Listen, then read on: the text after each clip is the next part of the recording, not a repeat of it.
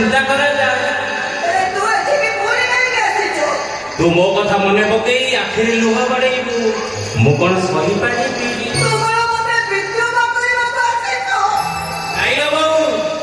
ତୋ ଆଖିରେ ଲୁହ ପୋଛି ଦେଇ ମୁଁ ତତେ ଯନ୍ତ୍ରଣା ମୁକ୍ତ କରିଦେବାକୁ ଆସିଛି।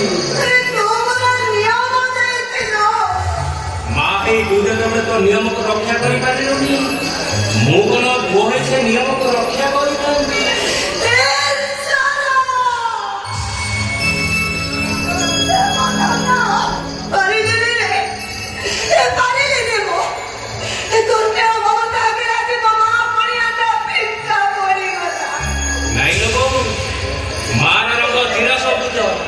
ବେଳେ ବେଳେ ନିଜ ଆଖି ନିଜକୁ ଧୋକା ଦିଏ ତ, ସେଇଥିପାଇଁ ତୋ ସବୁ ଏସବୁ ଭାବନା।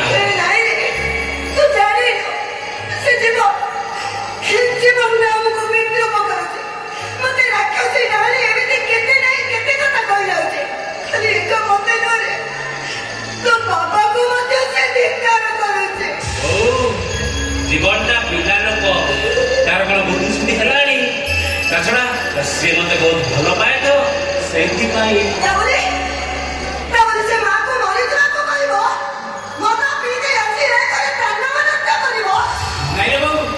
ମୁଁ ଆସିଗଲିଣି ମାନେ ମୁଁ ତାକୁ ବୁଝେଇ ଦେବି, ସେ ଆଉ ତତେ କିଛି କହିବନି। ତୁ ଗୋଟେ କାମ କରିବୁ, ତା ଗାଲରେ ଦିଟା ଚାପୁଡା କଷିଦବୁ, ତାକୁ କହିବ ବାପା ମାଙ୍କୁ ତିରସ୍କାର କରିବା ଭଲ ପିଲାର ଲକ୍ଷଣ ନୁହେଁ। ହଁ, ମୁଁ ତାକୁ କହିଦେବି, ସେ ଆଉ ତତେ କିଛି କହିବନି।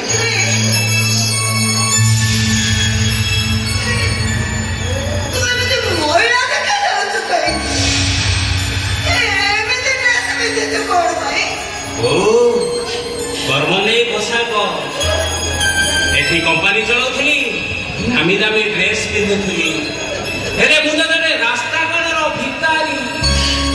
ମୁଁ ଯଦି ନାମୀ ଦାମୀ ଡ୍ରେସ ପିନ୍ଧିବି, କୋଉ ବାବୁ ବାବାଣୀ ମତେ ଦୟା କରିବେ ନା 2 ଟଙ୍କା ଦେବେ? ଏହା ଛଡା ମୋ ପାଖରେ କିଛି ଅନ୍ୟ ଉପାୟ ନାହିଁ ଲୋ ବୋଉ।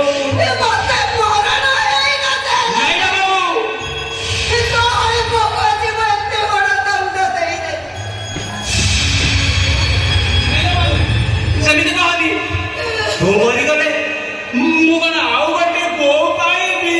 ହେଲେ ତୋ ବୋଉ ଆଜି ଯୋଉ କର୍ମ କରିଛି ତାର ତ ପୁଣି ଶାସ୍ତି ଦରକାର ନା, ନହେଲେ ମୋ ବୋଉର କ୍ଷମା ପାଇବି କେମିତି? ନାଇଁ ଲୋ ବୋଉ, ତୁ ତ କିଛି ଭୁଲ କରିନୁ, ଶାସ୍ତି କ୍ଷମା ଏସବୁ କଣ ପାଇଁ?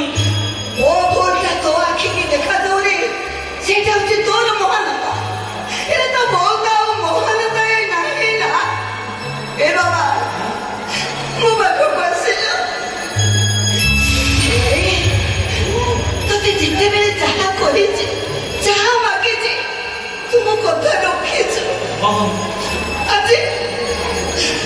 ଆଜି ତୁମର ଆଉ ଗୋଟିଏ କଥା ରଖିବ ନା? କଣ ବୋଉ?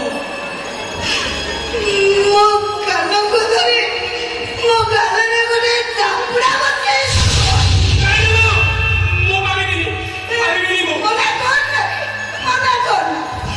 ସେତିକି କରିଦେଲେ ମତେ ଶାନ୍ତି ମିଳିଯିବ। ବୋଉ, ମୋ ପୁଅ ତୋ ଉପରେ ହାତ ଉଠେଇକି କେମିତି ଲୋ?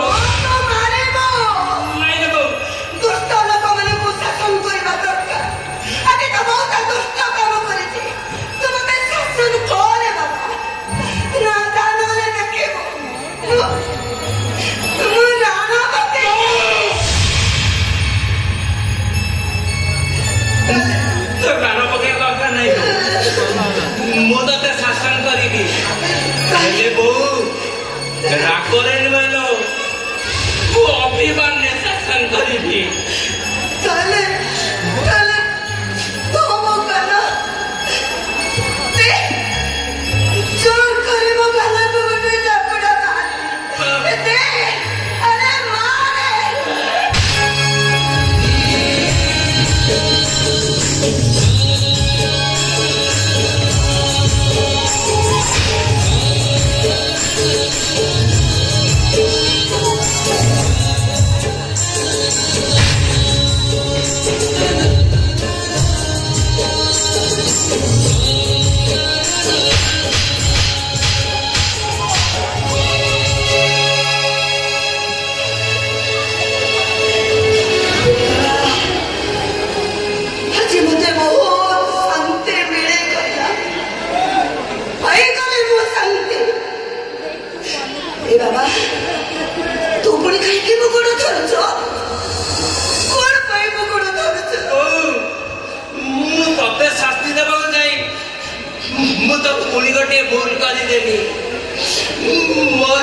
କ୍ଷମା ଅଛି ନା ନାହିଁ ଈଶ୍ୱର!